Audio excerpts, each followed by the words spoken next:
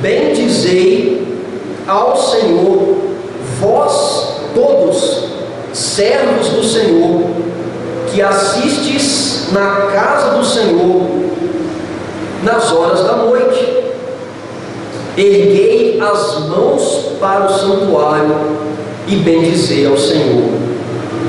De Sião te abençoe o Senhor, Criador do céu e da terra. Vamos orar. Senhor, muito obrigado pela leitura desse salmo maravilhoso, Pai, no qual o Senhor inspirou o salmista para que pudesse escrever, e o Senhor o preservou para a sua igreja até os dias de hoje, até o teu retorno para sempre. Obrigado a Deus por esse momento, e nós te pedimos, Pai, que fiquemos atentos na pregação e esperançosos, porque o Senhor há de falar aos nossos corações. Ilumina cada um que aqui está, abençoe os adultos, as crianças, em nome de Cristo, Pai.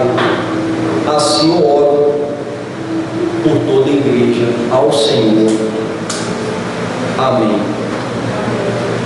Cantai ao Senhor um cântico novo, cantai ao Senhor todas as terras, cantai ao Senhor, bendizei o seu nome, proclamai a sua salvação. A primeira estrofe desse hino é uma paráfrase do Salmo 96, um hino que poderia ser facilmente associado ao salmo que acabamos de ler, onde o salmista convoca todo o povo a uma vida de adoração.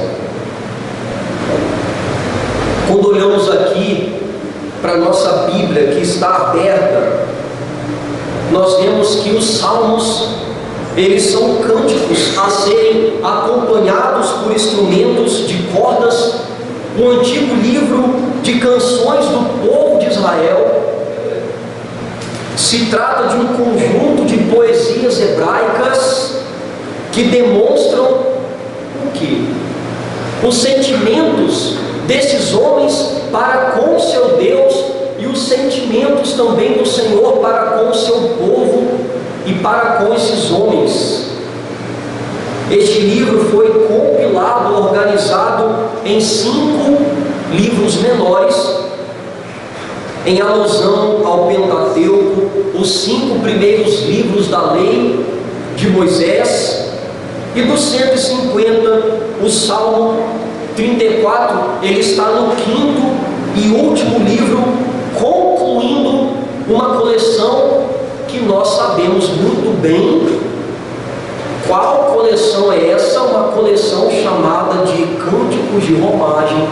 Os Cânticos de Romagem, queridos, eram os cânticos dos peregrinos que caminhavam em direção a Jerusalém, entoando louvores a Deus. Então esses homens, eles iam cantando esse salmo aqui.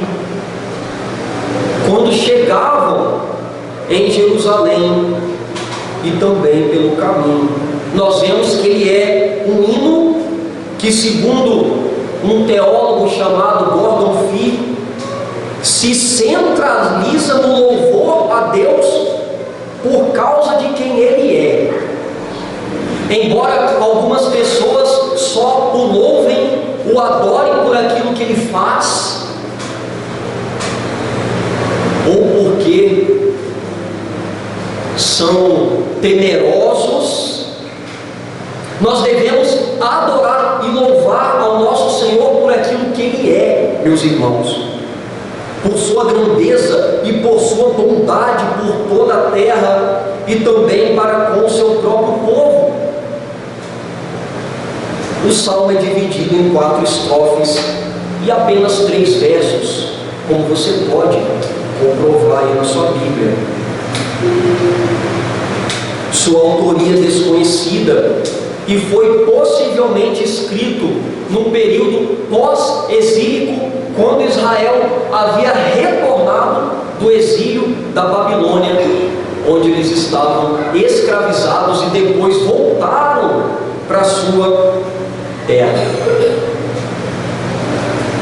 Aparentemente, esse salmo foi escrito para que os israelitas o cantassem ao chegar e ao sair da cidade de Jerusalém. Uma breve troca de saudações entre os adoradores, nós vamos ver isso aqui, imediatamente antes de saírem do templo após o culto. Ele era cantado na chegada a Jerusalém e na saída também do culto. Os peregrinos convocavam os sacerdotes e levitas a bendizerem ao Senhor, a adorarem ao Senhor e a orarem por eles no fim do dia, ministrando a bênção sacerdotal que era ministrada pelos sacerdotes.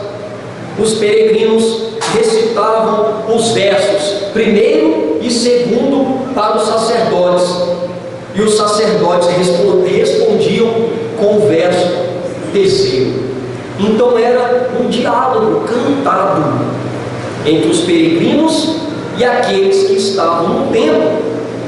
O salmista convocou os servos do Senhor à contínua adoração a Ele.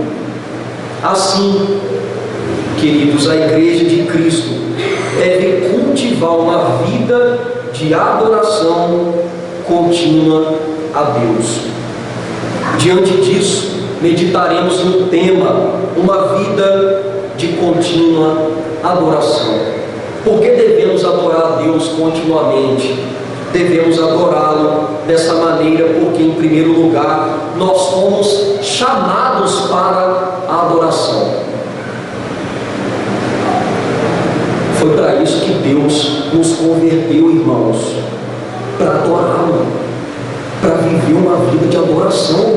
Como vocês podem ver aí na sua Bíblia, versos 1 e 2, primeiro e segundo, diz assim: bendizei ao Senhor, vós todos, servos do Senhor, que assistes na casa do Senhor, nas horas da noite, erguei as mãos para o santuário e bendizei ao Senhor. Embora a nossa tradução oculte a primeira palavra, o verso primeiro começa com uma interjeição. Veja, contemple, preste atenção. É isso que o salmista começa escrevendo, e ele continua, como está aí na nossa Bíblia: bendizei ao Senhor, vós todos, servos do Senhor, que assistes na casa do Senhor nas horas da noite. Os peregrinos estão convocando aqueles homens que trabalhavam na casa do Senhor a bendizerem ao Senhor por toda a noite. O verbo bendizer, bendizei, indica tanto uma ação intensiva como ativa e também imediata.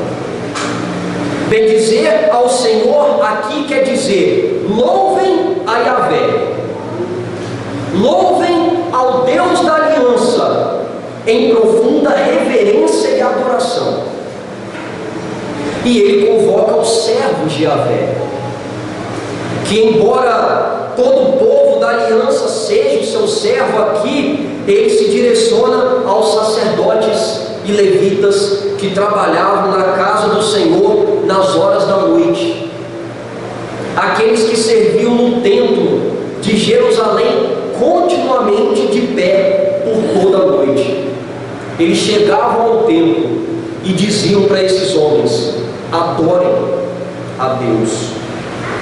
Os servos são exortados pelos peregrinos a adorarem a Deus não apenas com os sacrifícios, nos seus rituais ali do templo, ofertas e instrução da palavra, os serviços e a leitura da lei durante o dia, mas durante a noite, com orações, eles estão dizendo: ei, ore por nós por toda a noite. Intercessões e com a bênção sacerdotal. Nós precisamos dessa bênção, já que Deus ordenou a vocês que nos dessem essa bênção, em nome do Senhor. Além de não deixarem que o fogo do altar e a luz do candelabro, existia um altar onde eles deveriam colocar fogo constantemente. A luz do candelabro, que é uma espécie de pedestal com 7 lâmpadas, não deveria se apagar. Eles deveriam manter em todo o tempo uma vida de reverência e adoração. É como se os peregrinos estivessem dizendo para eles: vocês foram chamados para isso, não deixem de adorar e não se esqueçam de nós. O salmista encorajou os servos a abandonarem a negligência, a ociosidade, a tagarelice daqueles homens, as conversas fúteis, para a adoração apropriada a Deus. E eles deveriam fazer isso erguendo mãos santas em direção ao Santo dos Santos, o lugar santo do templo, onde ficava a arca da aliança, a presença de Deus. O levantar das mãos, irmãos, expressava gratidão, dependência e adoração de alma, uma atitude externa que mostrava externamente aquele gesto e a intenção do coração. Hoje não se faz necessário sacerdotes, porquanto o próprio Senhor Jesus Cristo se fez sacrifício por nós, o sumo sacerdote dos que creem. A Igreja Romana ainda possui os seus sacerdotes. A Reforma Protestante, biblicamente, trouxe o povo à compreensão de que todos os crentes são sacerdotes e que o Senhor Jesus é o nosso sumo sacerdote, o maior sacerdote. É por meio de Cristo que nós não precisamos de um sacerdote humano para nos levar a Deus. É em Cristo Jesus que nós podemos ir diretamente a Deus, porque Ele é o nosso mediador e nós podemos nos achegar a Deus por meio de Cristo. Olha o que diz esse texto: com efeito, nos convinha um sumo sacerdote como este, santo, inculpável, sem mácula, separado dos pecadores e feito mais alto do que os céus, que não tem necessidade, como os sumos sacerdotes, de oferecer todos os dias sacrifícios, primeiro por seus próprios pecados, depois pelos do povo, porque fez isto uma vez por todas, quando a si mesmo se ofereceu. Hebreus 7, 26, 27. De muitas verdades que nós encontramos aqui nesse versículo, eu quero ressaltar uma. Irmãos, pessoas, denominações, como por exemplo os adventistas do sétimo dia, que dizem que Cristo ainda está oferecendo sacrifício no lugar chamado tabernáculo celestial. Isso é um falso ensino, uma heresia. Cristo já foi oferecido como sacrifício de uma vez por todas na cruz do Calvário, e hoje Ele está sentado à direita do Pai, intercedendo por aqueles a quem Ele se sacrificou, meus irmãos. E uma vez que estamos em Cristo, somos um povo de sacerdotes. Não precisamos do padre, não precisamos do pastor, não precisamos de nenhum líder espiritual, porque nós temos livre acesso ao trono da graça por meio do sumo sacerdote Jesus Cristo. Como diz esse texto aqui: também vós mesmos, como pedras que vivem, sois edificados casa espiritual para ser de sacerdócio santo, a fim de oferecer de sacrifícios espirituais agradáveis a Deus por intermédio de Jesus Cristo. Nós não sacrificamos mais, mas nós podemos adorar. Templos e levitas não são mais necessários, uma vez que o próprio Deus nos encontrou e nos abrigou nele, já que nele habita corporamente toda a plenitude da divindade. E como disse Jesus: se alguém me ama, obedecerá a minha palavra, meu Pai o amará, nós viremos a ele e faremos morada nele. Habitamos em Deus em Cristo, e por meio do seu Santo Espírito, Deus habita em nós. Que coisa maravilhosa, irmãos! A igreja de Cristo não foi chamada somente para adoração aqui no local do culto, em períodos específicos, contudo para adorar continuamente com a vida, em todo o tempo e em todo lugar. Irmãos, isso é muito sério. Existem pessoas que só querem cultuar o Senhor na igreja, só querem adorar aqui. Lá fora vive uma vida completamente ímpia e distante de Deus. Não adoram em casa, não adoram no trabalho, não adoram na escola, não adoram onde Deus tem colocado eles. A nossa vida não é só na igreja, irmãos.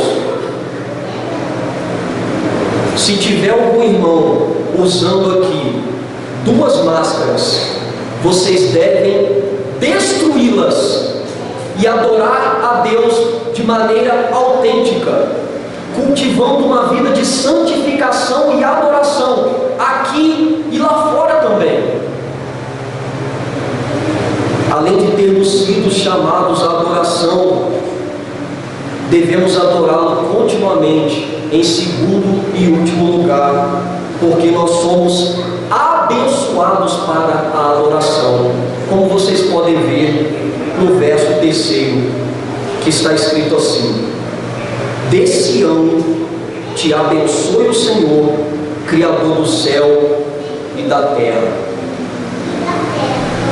O último verso de toda a coleção dos 15 salmos de romagem termina em Sião, local da habitação de Deus. E no 3º verso aqui do Salmo 134, vemos que é de Sião que o Senhor abençoa o seu povo para a adoração. Ele não apenas chama, mas Ele nos capacita, Ele nos abençoa para que possamos adorá-lo. Sabe por que vocês estão aqui hoje? Não apenas porque Ele vos chamou, mas porque Ele vos abençoou para que vocês pudessem adorá-lo. Todos nós. E esse verbo aqui, abençoar, ainda da forma intensiva, expressa uma adoração profunda. Deus, irmãos, Ele não quer ser adorado de maneira nenhuma na superficialidade.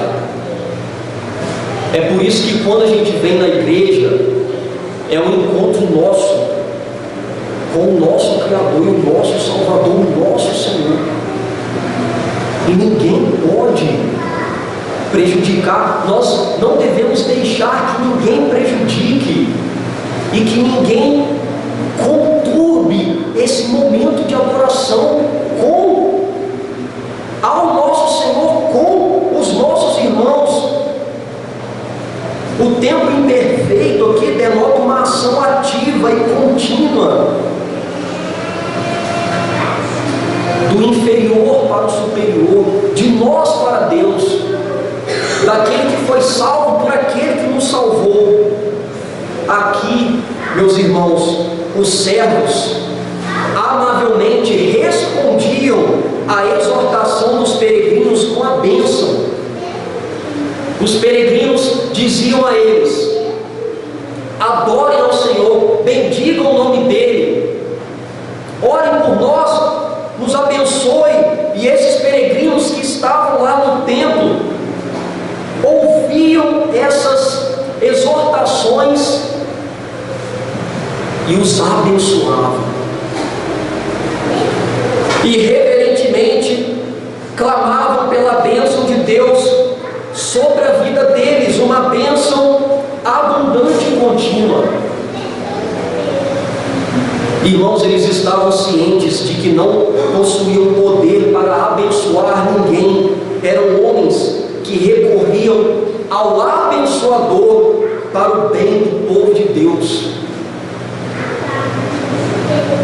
Os ministros são importantes, os pastores são importantes, a igreja precisa, foram constituídos por Deus, mas quem abençoa a igreja é o Senhor, não é o pastor, não é, seja lá quem for. A bênção vinha direto de Jerusalém, porque era de lá que o Deus da bênção habitava, e de lá Ele abençoava.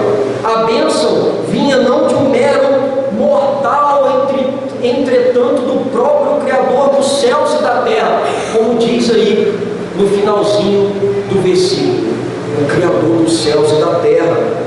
E a bênção descrita aqui sobre o povo ecoava a bênção araônica, quando o sumo sacerdote abençoava o povo em nome de Deus, lá em Números 6, do 24 ao 26, olha que bênção maravilhosa sobre o povo: o Senhor te abençoe e te guarde, o Senhor faça resplandecer o rosto sobre ti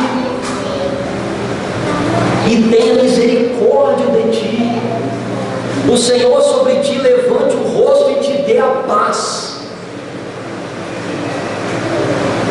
Que bênção maravilhosa sobre a vida desse povo. É disso que nós precisamos, sermos abençoados, guardados, que o rosto do Senhor resplandeça sobre nós, que Ele tenha misericórdia de nós, que Ele nos ouça e que Ele nos dê a paz. O fato de o salmista aqui mencionar de maneira intencional que a bênção vinha do Criador tinha o objetivo de assegurar ao povo que não existe nada que venha dele. João Calvino, comentando esse texto, disse que ao olharem para o céu deviam visualizar o poder de Deus, não daqueles homens. Ao olharem para Sião, o lugar de sua habitação, deveriam reconhecer o seu amor paternal. Portanto, o povo de Deus era capacitado pelo próprio Deus para viverem uma vida de adoração a Ele.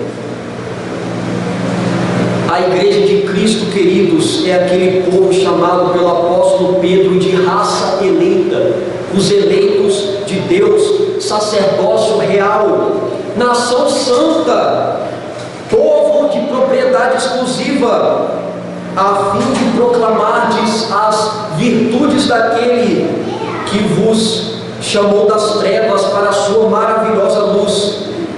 Vós, sim, que antes não erais povo, mas agora sois povo de Deus, que não tinhais alcançado misericórdia, mas agora alcançaste misericórdia. Um povo que pode desfrutar de toda sorte de bênção espiritual nas regiões celestiais em Cristo. Aqui eu não estou dizendo de coisas meramente materiais. mas de bênçãos espirituais. A congregação dos santos que podem adorar livremente e continuamente ao autor e consumador da nossa fé. Diante do que foi dito, quais são as lições que esse salmo nos ensina? Em primeiro lugar, reveja se a sua vida é uma vida de genuína adoração a Deus, onde é que você esteja. Não apenas na igreja, irmãos. Onde é que você esteja, devemos adorar o Senhor. Sabe quando a gente chega na igreja com aquele sentimento de temor, de reverência no culto, de zelo, de cuidado, nós devemos agir dessa maneira. Você deve ter esse mesmo sentimento, essa mesma atitude, todos os dias da sua vida, onde é que você esteja, porque Deus está aí, e Ele é digno de ser adorado, não aqui, mas em todos os lugares, em todas as áreas da sua vida. Em segundo, seja um adorador não apenas aqui na igreja, não apenas no momento de culto, no entanto, em todas as áreas da vida. Adora em casa, no trabalho, na escola, na rua, em todos os lugares, uma contínua adoração a Deus. Orações, louvores, leitura da palavra, meditação na palavra de Deus, são bênçãos que o Senhor nos deu e preparou para nós. 3, devote sua vida de adorador ao serviço da igreja local, na reverência que o culto exige, na perseverança da oração. Pastor, como eu posso colocar em prática toda a minha adoração a Deus servindo ao Senhor? Aonde? Na igreja. Aqui nós temos, irmãos, trabalhado muito para que possamos servir no culto, na evangelização, nas visitações daqueles que sofrem, daqueles que precisam ouvir o Evangelho, nos projetos da igreja, na agenda da igreja. Nós preparamos, orando com todo cuidado, nas visitas das mulheres, da SAF, seja lá o que for, uma maneira de você pôr essa adoração a Deus em prática, é se envolvendo com a igreja local, para o avanço do reino, para o avanço do Evangelho. Faça isso na reverência ao culto, na perseverança da oração. 4, faça distinção de momentos de adoração e vida de adoração. Embora seja importantíssimo ter momentos de adoração, caminhe com uma vida de adoração contínua. Veja, aquele que tem uma vida de adoração, ele também se organiza e separa momentos maravilhosos de adoração, como pastor orando, aonde em casa, onde você estiver, clamando, lendo a palavra, nem que seja um versículo, meditando na palavra, louvando a Deus. Momentos de adoração, numa vida contínua de adoração, é o que o Senhor requer de nós. O hino recitado, irmãos, no início do sermão, é um hino muito querido e entoado em nossa igreja, que tanto ele quanto o salmo que foi exposto hoje possa ser cada vez mais entoado e apreciado por todos nós, uma vez que o Senhor nos exortou a viver em contínua adoração a Deus. Por favor, fique de pé, eu quero orar por você.